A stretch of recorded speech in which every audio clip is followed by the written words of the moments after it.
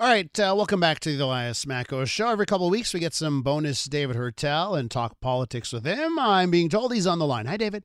Hi, Elias. All right, let's talk. I want to talk polling here because there is a Leger poll that was done for the National Post, and we'll start off with the Quebec numbers, which are very interesting. So Quebec right now, this poll was conducted May 24th through 26th. Okay, Bloc Québécois 29%, Conservative Party 29%. Liberal Party, 26%. NDP, way in the back of the classroom, 8%. David, boy, three-way race in Quebec. Take me through all the ways this can break down. Well, this is really bad news, first and foremost, for the Bloc, because Yves-François Blanchet, just like Paul Saint-Pierre Plamondon and François Legault, have been banking on identity politics, on immigration, and actually let's face it, some pure right-wing rhetoric on those fronts, and it's not connecting. And so those Bloc votes, I mean, the previous poll, I think by memory, correct me, but I think the Bloc was around 35%. And that is going directly to Poilievre and the Conservatives, who were around 24%. So what this means in terms of ridings, because we have to talk about ridings, this means that the Conservatives, who are now at 10 ridings in Quebec, if they're hovering around 30%, because of their vote efficiency, their vote distribution, and of course Philippe J. Fournier can do this, to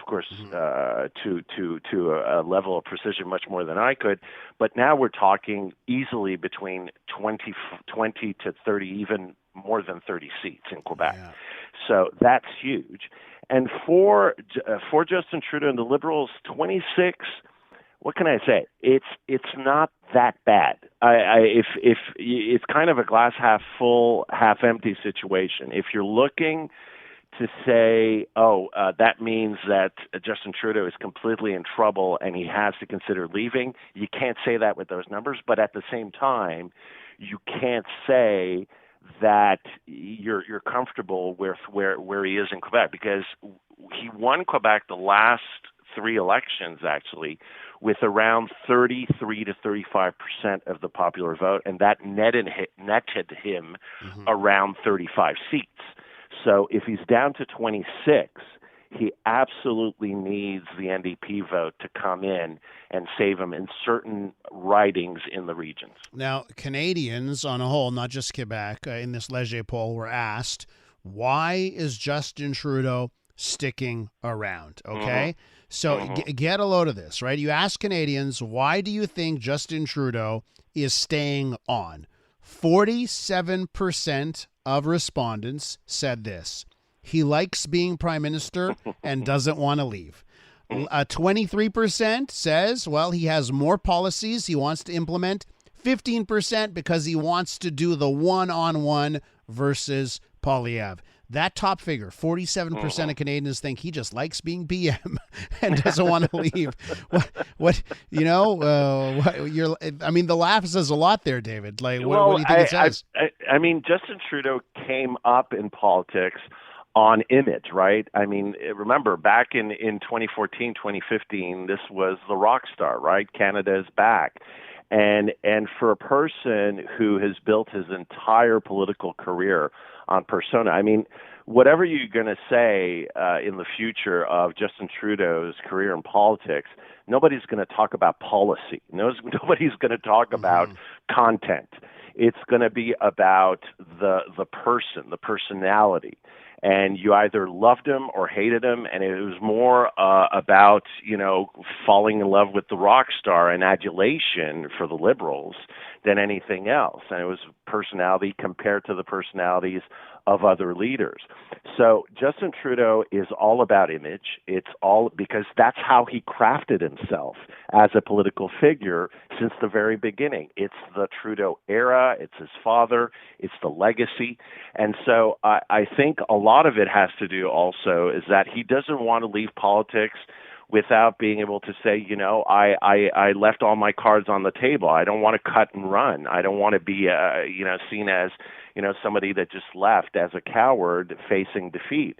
So I think Canadians are getting it right here. Actually, it's maybe not about how much I love being prime minister as much as this is about my image. This is about my legacy, and again, I think there's a lot of his father behind this fourth run for the next election. So speaking of image here. Have you seen the campaign posters that are popping up in the by-election riding? So Toronto, St. Paul's, they have a by-election June 24th, and the candidate there for the Liberals, Leslie Church, I'm looking at the signs, the lawn signs that they have in campaigns, and it's, Leslie, much bigger, Church right in the middle, and there's the word Trudeau is there, but you really do need a magnifying glass in order to see Trudeau. Has the rest of the Liberal Party figured out that the brand is so tarnished they can't put it up there front and center? Well, I think it's not even the rest of the Liberals. I think even the inner circle of the Liberal Party of Canada understand that, other polling shows us, Elias, over 30% of Canadians are actually angry at Justin Trudeau. These are the levels that we've never seen.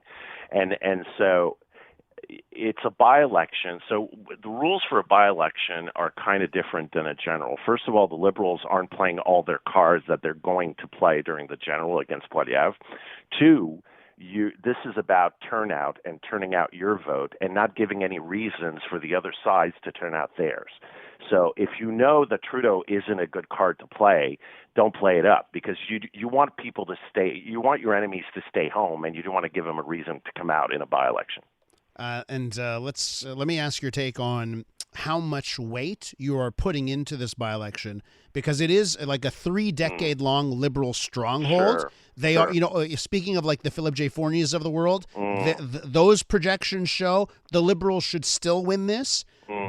But if they don't, what do you think it would have an effect to force Justin Trudeau out? I doubt it. I sincerely, I remember when you're giving me the scenario, I will give you. There are a lot of examples in our political history. One of the best ones is René Lévesque. René Lévesque, after the 1980 referendum, everybody was saying he is dead as a political force. The Liberals in opposition had won something like 10, 20, I don't remember, but an incredible number of by-elections in a row. And he had lost several by-elections just before the 1981 election. And guess what? He won an even bigger majority. So, of course, I'm just saying by-elections, and to try to read the tea leaves out of that, he may lose. And yes, it'll be fodder for all of us pundits saying, oh, my goodness, he's losing some key Ontario seats. But again, the real game is going to be the general, and we'll see where we're at. We were talking about this earlier this week, Elias, and even last week, I think, about, if Trump is president, how that can influence the general election here. There's so many things that can happen between now and the spring or the early fall of 2025 that a by-election loss here, I don't think, if Justin Trudeau decides he's going to stay, you know what, he's going to stay. David, we will leave it there. Always a pleasure. We'll catch up again real soon. All right. Take care, Elias.